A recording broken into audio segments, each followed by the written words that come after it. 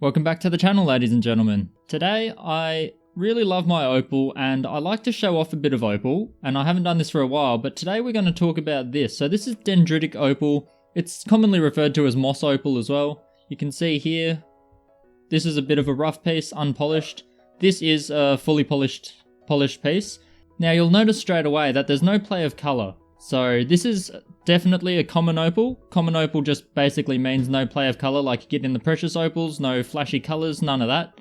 It's just a base colour, in this case white for both of these, with a black inclusion. And they are found all over the world. So you can get them in Australia, you can get them in Europe, Japan, USA, and even in Kazakhstan. These two here, this one is from Turkey and this one's from Africa, but a lot of the time they do look pretty similar.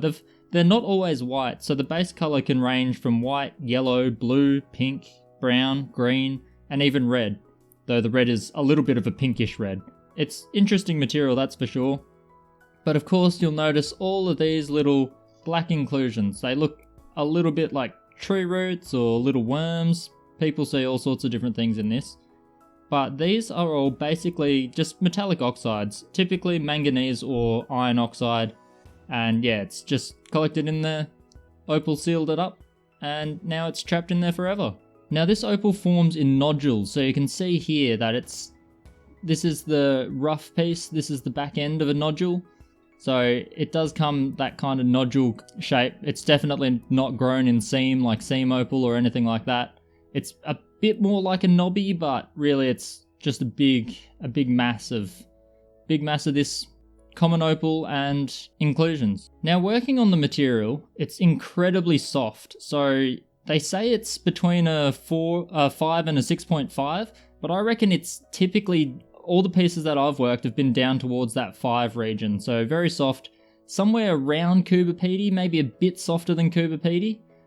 So it's got quite a high water content. I've seen that it's reported to be about 30%, but I'm not sure if a lot of the stuff I've worked with has been quite that high, maybe a bit lower, but it is definitely on the softer side, maybe on the low end of Kubapedi opal. If that's a good guide, that gives you some idea of what you're in for if you order a hoip of this stuff. Now, if you do get some, it is fairly tricky to cut and polish, mainly because of those inclusions. That iron oxide, that metal oxide, can sometimes have a different consistency and it's always uneven. So you can see here, it's not spread evenly throughout the stone.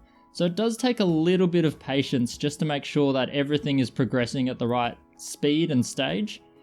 But it is very similar to cutting Kubapedi if you get a lot of the white common opal and less of the inclusions.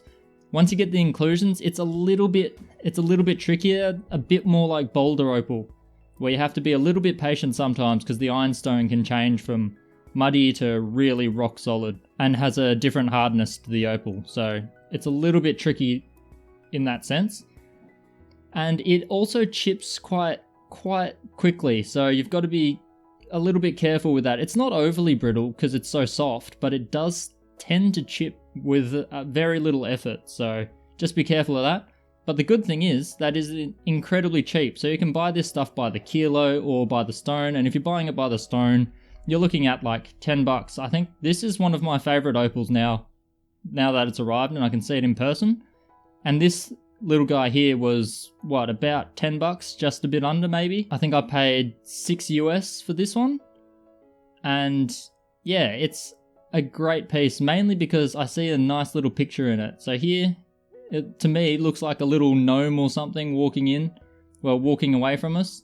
His little arms, back of his head, body, other arm. You flip it over and I see a little bit of a cave-like feature. So it's kind of like a little gnome walking into a cave. It would have been cool if that was his face on the other side, but we don't get quite that lucky.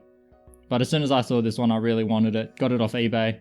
I actually found it when we were doing our live viewing of eBay. Found the seller then and kept an eye on him and managed to score this piece because it really spoke to me. That is Dendritic Opal. It's all over the place. It's incredibly cheap. It's tricky, but probably really good practice actually. If you're interested in the material, it's really cheap, so you can buy kilos of it and just carve to your heart's content or cab it. It comes up quite well, so this is a polished piece. And you can see it does get a nice mirror finish on it. So this one came pre-cut and polished, and I've cut and polished a few pieces myself, and yeah, it typically takes a really good shine. Sometimes you can get some weird inclusions that aren't so common opal and they get a bit soft and kind of grind away too quick and don't take a shine. But once you get it down to the nice opal and inclusions, you can get a beautifully even and brilliant shine on it. So definitely, if you're a big fan of opal from all around the world, get your hands on a bit of this stuff. It is very interesting. And yeah, I'm going to collect more body tones and from different countries across the world. So there'll be more added to my collection, and I'm sure you'll see me working some of this stuff in the future when I have some time to venture from the current playlist. Speaking of carving, it's time to get back into it. So I'll see you in the next video, guys.